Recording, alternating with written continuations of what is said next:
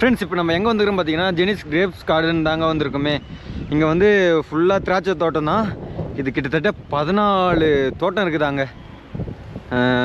எல்லாமே வந்து பன்னீர் திராட்சை தான். நாங்கள் அங்கேயே விசாரிச்சுட்டேன். இப்போ உள்ளே போயினுக்கிறோம். உள்ளே போயிட்டு அங்கே ஜூஸ் இருக்குதான், அதை வாங்கி குடிக்கிறோம் ஃப்ரெண்ட்ஸ்.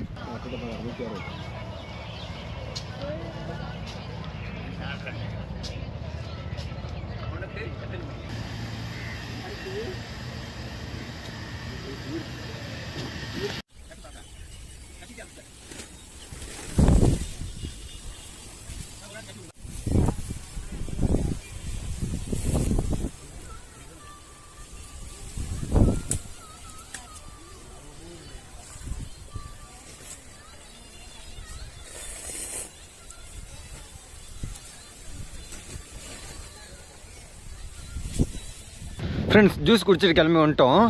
இங்கே வந்து எல்லா சீசன்லேயும் எல்லா டைம்லையுமே எல்லா மந்த்லையுமே வந்து திராட்சை வளைஞ்சின்னு தான் இருக்குமாங்க. ஒரு மந்த்து கூட இல்லாத டைமே இருக்காதான். இப்போ போனோம்ல அங்கே மட்டும் ஷோக்கோசரம் அந்த திராட்சைலாம் வச்சுருக்காங்க.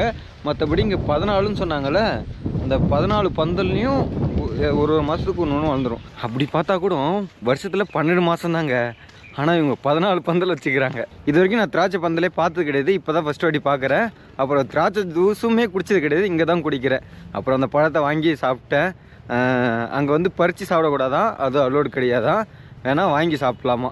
நான் அந்த அக்கா கிட்ட சும்மாவே ஒரு கொத்து வாங்கி சாப்பிட்டேன். 2 வாட்டி ஜூஸ் வாங்கி குடித்தேங்க. மனது இப்போ கூட குடிக்கணும்னு தான் தோணுது. ஆனால் அந்தளவுக்கு ஒர்த்துங்க, நல்லா இருக்குதுங்க.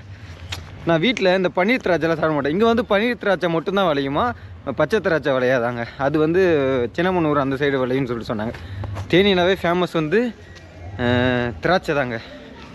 அதை நான் இங்கே வந்து தான் தெரிஞ்சுக்கிட்டேன். இதுக்கு முன்னாடி வரைக்கும் எனக்கு தெரியாது தேனினா ஃபேமஸ் வந்து திராட்சைன்னு சொல்லிட்டு.